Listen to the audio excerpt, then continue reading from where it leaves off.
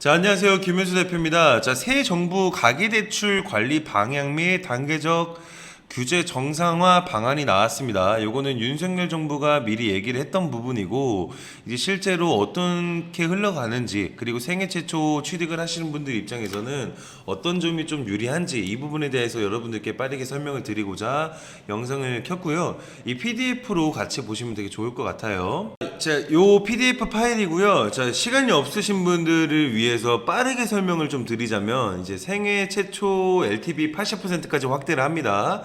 지역과 가격 상관없이 이제 6억까지 증대를 하고, 실질적으로 1주택자나 다주택자 분들은 이제 충분히 상황을 보고 좀 검토를 하겠다. 자, 이런 내용이고요.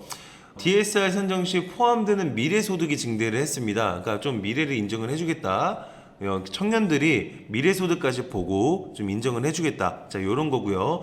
세 번째는 이제 50년 주담대 요게 있고요. 네 번째는 신용대출 제한 폐지가 있습니다.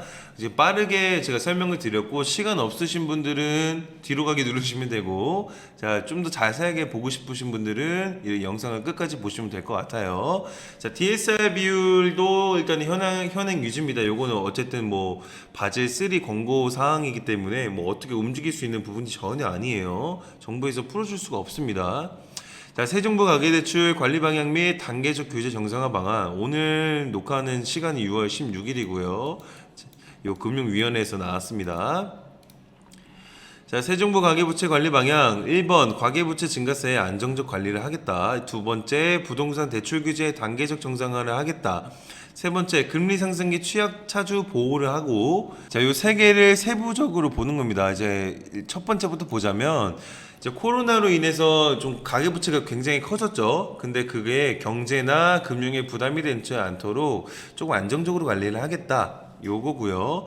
두 번째는 이제 부동산 대출 규제의 단계적 정상화인데, 아마 요게 좀 메인이지 않을까라고 생각을 하고, 세 번째는 금리 상승기 때 취약 차주를 보호를 하겠다. 자, 요런 내용입니다. 요게 이제 50년 대출이 나온 거죠. 이 체증식 상환 방식 활성화를 하겠다는 겁니다.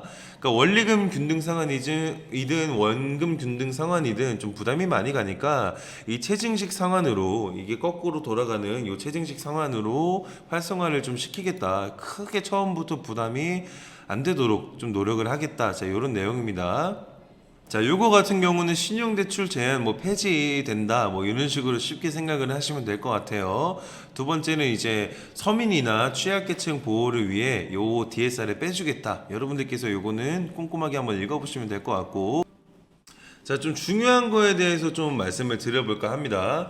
자, 생애 최초 LTV 80% 완화 방안. 그러니까 실질적으로 정말 지금 내가 처음으로 주택 구매를 하는 사람들한테는 어쩌면 정말 좋은 기회가 되지 않을까라고 생각을 해요. 자, 주택이나 주택 소재 지역이나 주택 가격과 상관없이 요 LTV 상한을 80%나 적용을 하는데, 총 대출 한도는 6억 원까지고, 요것 또한 이 부부 합산 소득이나 이런 것도 보지 않고 진행을 해준다는 겁니다.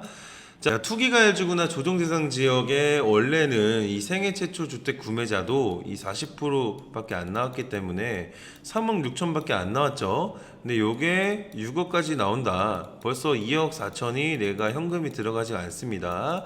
근데 이런 말씀을 드리면 또 이런 말씀 하실 거예요.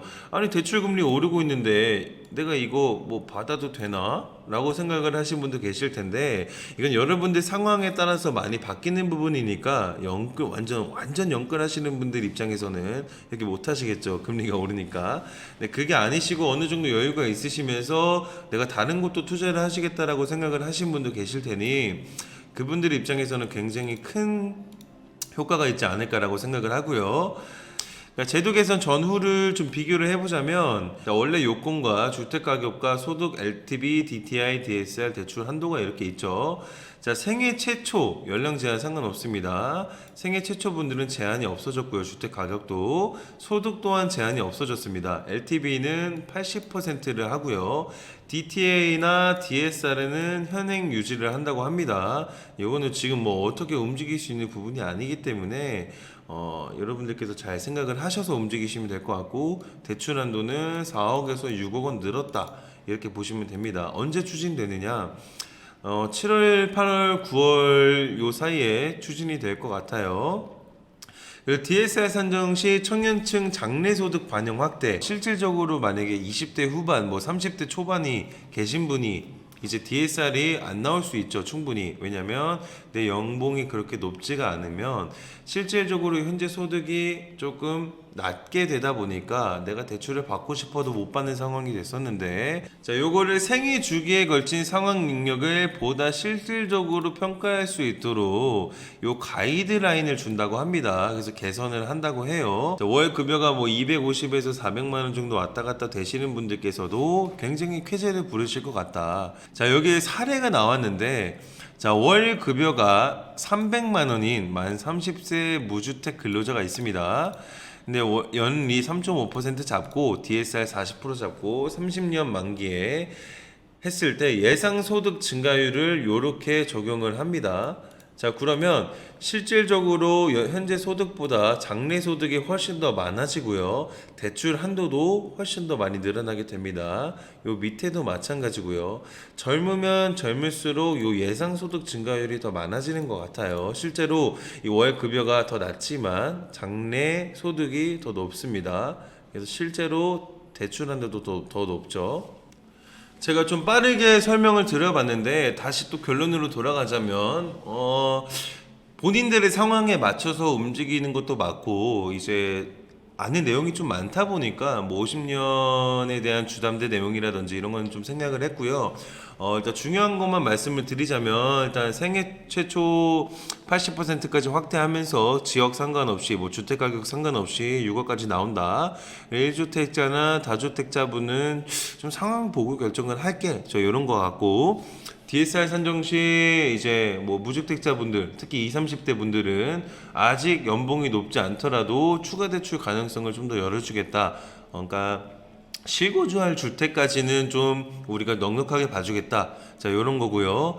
50년 주담대가 이제 나온다. 채증식으로 조금 준비를 하고 있다. 그리고 신용대출 제한을 좀 폐지를 해서 일단은 조금 여러분들께서 힘든 부분을 좀 더 안정화될 수 있도록 노력을 하겠다, 이런 모습입니다.